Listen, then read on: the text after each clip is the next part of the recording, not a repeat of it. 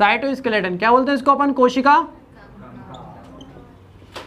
क्या होता है, बहुत सिंपल है। देखो जैसे अपन लोगों की बॉडी में क्या है, हड्डियों का एक बना क्या है ढांचा, अपनी बॉडी में हड्डियों का क्या है ढांचा, हड्डी का ढांचा है, हड्डी का एक अपने अंदर फ्रेम है ना बोन्स का, इसके कारण अपन एकदम सीधे खड़े हुए हैं, इसके कारण अपने हाथ ऐसे हैं, इसके कारण ये वाला हाथ ऐसा है, सिर है, पूरी बॉडी इस तरीके से अरेंज है, सही है कि नहीं। अगर हड्डियां नहीं होती तो अपनी बॉडी कैसी होती, एकदम इकट्ठी, झोले में भरने लायक। भर के कौन लेके जाता है, ये बात भी सही है ना। तो अपन एकदम इकट्ठे होते ना, जैसे कार्टून नहीं होते थे वो गाड़ी चढ़ जाती थी, एकदम चपटे हो जाते थे। ओगी बहुत बढ़िया बेटा। तो अपनी बॉडी में हड्डियां हैं जिसके अपनी बॉडी का एक स्केल वो है, डिजाइन है, एक शेप है, ठीक है। तो इसको बोलते हैं क्या, हड्डी, अपनी बॉडी के अंदर क्या है, हड्डी का एक ढांचा, या इसको बोलते हैं स्केलेटन, क्या बोलते हैं, कंकाल, क्या बोलते हैं, कंकाल, जिसके अपनी बॉडी में एक शेप है। उसी तरीके से जो सेल होती है कोशिका, उसके अंदर भी एक प्रोटीन का बना क्या होता है, जाल, क्या होता है, या प्रोटीन की बनी स्ट्रक्चर्स होती है जो उस सेल का क्या बनाती है, स्केलेटन। जैसे अपनी बॉडी के अंदर कौन है, हड्डी का ढांचा, तो वैसे सेल के अंदर भी क्या है, प्रोटीन से बनी स्ट्रक्चर है, प्रोटीन से बनी संरचना होती है जो क्या बना रही है, सेल का स्केलेटन। तो इसे बोलेंगे सेल स्केलेटन, या साइटो मतलब सेल ही है, तो साइटो स्केलेटन, ठीक है। कोशिका, कंकाल। क्वेश्चन आएगा ये किस चीज़ से मिलकर बना है, प्रोटीन से। सेल के अंदर प्रोटीन का बना क्या है, एक स्ट्रक्चर, जो क्या बना रहा है, सेल का स्केलेटन, यानी कि कंकाल। जैसे अपने अंदर क्या, हड्डी का, तो बेसिक सेल के अंदर क्या है, प्रोटीन का बना एक स्ट्रक्चर होता है जिसको बोलते हैं सेल स्केलेटन या कोशिका कंकाल। काय से बनता है, काय से कंपोज हो रहा है, यानी कि प्रोटीन से, ठीक है। अब इसमें कौन कौन आएगा, तो साथ बोलोगे जाल, तो वो भी था एंडोप्लाज्मिक रेटिकुलम, हाँ। तो जो एंडोप्लाज्मिक रेटिकुलम वो भी काय का पार्ट है, एंडोप्लाज्मिक रेटिकुलम। फिर इसके अलावा क्या होता है, सेल के अंदर क्या होता है, कुछ पतले पतले ट्यूब्स होती हैं, क्या होती हैं, याद है, माइक्रोट्यूब्यूल लिखवाई थी अपन ने बहुत पहले, माइक्रोट्यूब्यूल, सूक्ष्म नलिकाएं, तो वो माइक्रोट्यूब्यूल भी काय का पार्ट है।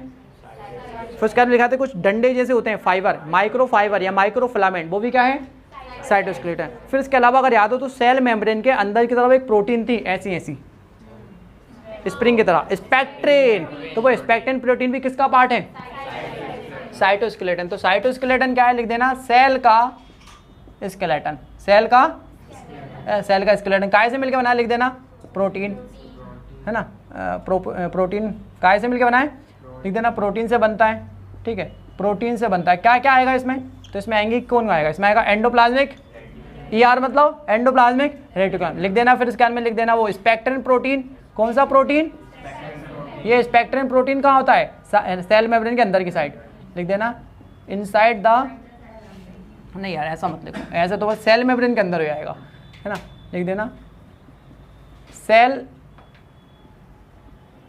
सेल मेम्ब्रेन के अंदर साइड, अंदर साइड मतलब कि लिख देना साइटोसोलिक, मतलब साइटोप्लाज्म के साइड में, ठीक है ना।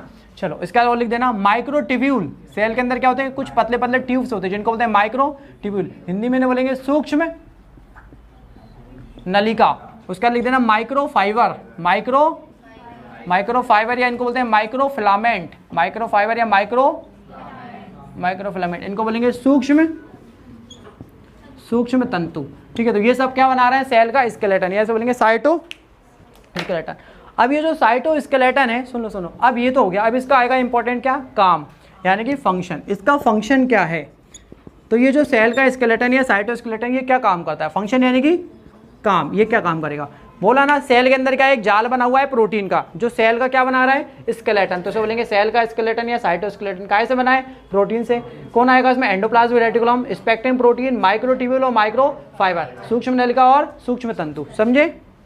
चलो इसका काम क्या है, तो ये सेल का एक तो क्या कर रहा है, सेल को सपोर्ट कर रहा है, क्या कर रहा है, सपोर्ट। तो सेल को मैकेनिकल सपोर्ट प्रोवाइड कर रहा है, मैकेनिकल सपोर्ट। उसके बाद ये सेल देखना, अब सेल अगर जानते हो तो सेल एक प्रकार से क्या है, जेली की तरह है। तो सेल यहाँ से वहाँ मूव करेगी नहीं करेगी, तो मूव करेगी तो उसके अंदर ये जो है, ये जो साइटोस्केलेटन है, ये भी उसको क्या करेगा, मूवमेंट में क्या करेगा, हेल्प। तो ये सेल के मोटिलिटी यानी क्या, गतिशीलता, मतलब सेल को मूवमेंट में क्या करेगा, ये हेल्प करेगा। उसके अलावा और क्या लिखा है,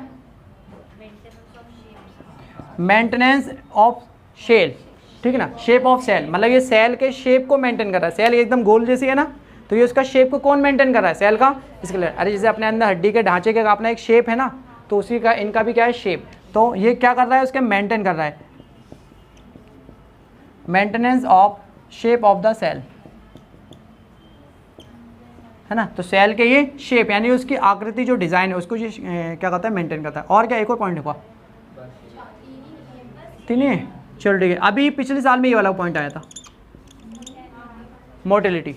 पिछले साल ये आया था पॉइंट कि जो सेल का जो साइटोस्केलेटन है ये क्या काम करता है। तो चार ऑप्शन थे जिसमें क्या आया था, मोटिलिटी। तो मोटिलिटी करता है, ठीक है। तो याद रखना साइटोस्केलेटन क्या काम कर रहा है, मैकेनिकल सपोर्ट कर रहा है, मतलब सेल को मैकेनिकल सपोर्ट, यानी हिंदी में लिखना है यांत्रिक सहायता, यांत्रिक सहायता। मोटिलिटी यानी गतिशीलता, और maintenance of shape of cell, मतलब ये कोशिका का क्या बनाता है, आकृति, ठीक है। हाँ, आकृति, आकार,